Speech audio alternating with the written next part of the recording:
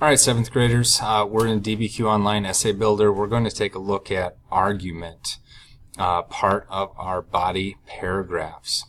All right, our argument is very simply that. It's our argument.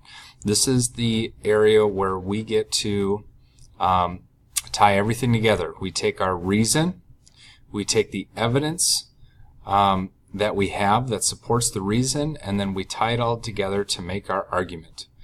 If you're having a hard time deciding how the evidence helps make your argument, you can simply say, this evidence proves my reason that ... because this.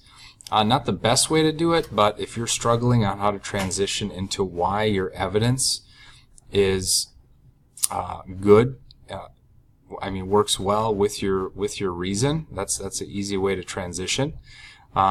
If you can transition a little bit better, sometimes that can be done in your second, third drafts when you're starting to feel how your paper is flowing, and maybe better transitions into how the evidence supports your argument.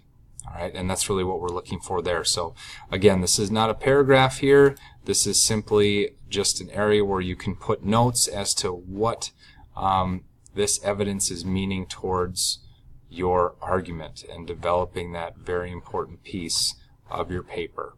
All right.